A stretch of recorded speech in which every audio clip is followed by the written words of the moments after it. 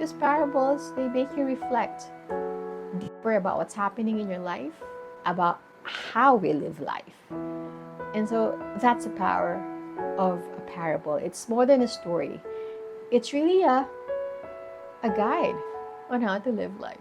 Hi, welcome to With Liza Faye. And today we're going to talk about one of the poems that's not usually talked about. So let's get on with it. We all go through difficult times, and most of us go through those difficult times alone. That's fine if you want to go through things alone. I did that too. But whenever you feel like going out of your alone time and you feel like connecting to another sentient being, well, that's why I'm doing this. Just keeping a space for you to be with somebody. I'm Liza Faye. Nice to meet you, or nice to be with you again. And let's journey this crazy, beautiful thing called life. I don't think it's about being religious or being academic when I say that I like parables.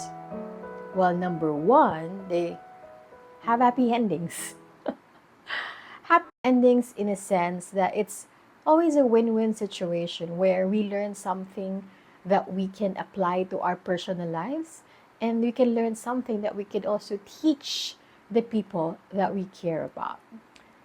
And so that's the title of our poem today, Parables.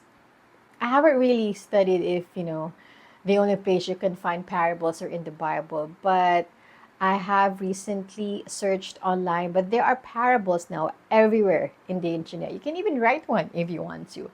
But I wrote this poem specifically about the parables of Jesus Christ in the Bible. I think all of us are more familiar with parables from the Bible. We all know the parable of the lost coin, the parable of the prodigal son, the parable of the farmer, of the seeds. There's so many parables in the Bible. And so that's where I'm coming from. It's so beautiful that one of the teachers in history used parables mainly to teach the world about life, about morality, about choosing God. And honestly, when I was still in school, well, I'm still in school during my master's, but every time the speaker would tell a story, especially if it has a happy ending, it draws my attention 1,000%. Like, yes, I know that when we have classes, we have to learn foundations, principles, theories, applications, and all that. But whenever the teacher would insert a story, or whenever the teacher would start the lesson with a story, or whenever the teacher would package the whole lesson into a story, it sticks to my mind. And it gets my blood flowing that all I want to do is listen and pay attention to what this person has to say, because this person has a story to tell. That's what it really is. And that's what this poem is all about. Sometimes the best way to teach others is through telling stories. Not teachings, not principles. Yes, those are important too.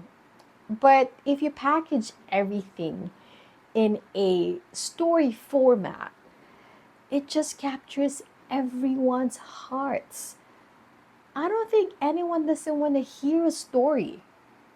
Correct me if I'm wrong, but I have never met anyone who doesn't want to hear a story, whether it's a good story or a scary story or a sad story. But of course, we all want to hear a happy story. That's why we watch movies, right? Because, oh, what's the story? What's the plot? We want to know what's going to go on.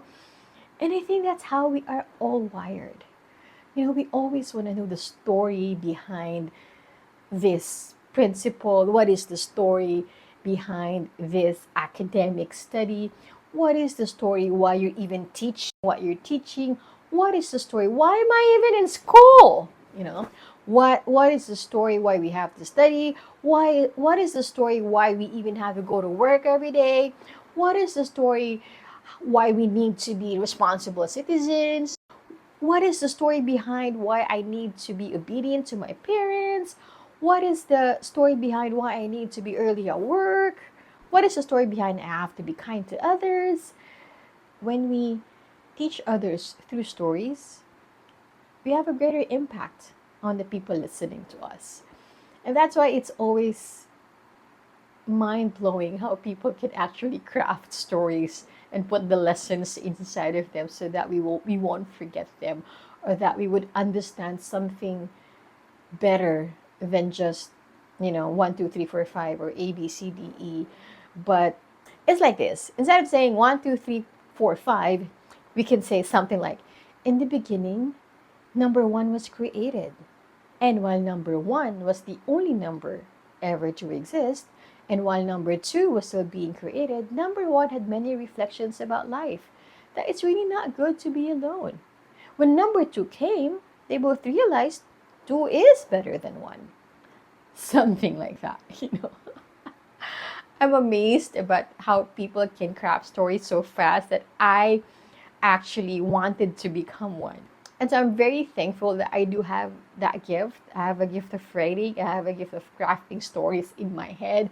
Ever since I was, I think, as far as I remember, ever since I was 4 years old, I daydream a lot and craft stories in my head about the butterfly I saw, about my toys and my dolls and my cars.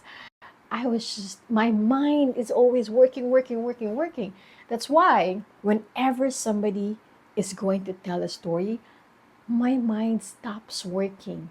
It just wants to listen and take in and learn. So for me, that is the power of a story. Much more a parable, because a parable always has a good moral story, a good moral lesson in it. So do you agree with me? Do you love stories, or can you make stories too? I'd like to know. So drop me a comment here if you'd like to, or you can send me a message on Instagram. I put the link below. And if you want to read my poem for today, which is Parable, you can get a copy of my ebook. The link is also below. Or you can just go to my Instagram and YouTube accounts. It's there for you to listen and read. And so, what's the most recent story you've heard? Was it about life? Was it about love? Was it about success? Was it about despair? I know a lot of good movies have come out recently as I record this, and I've been itching to watch all of them actually, but schedule and budget constraints are a real thing.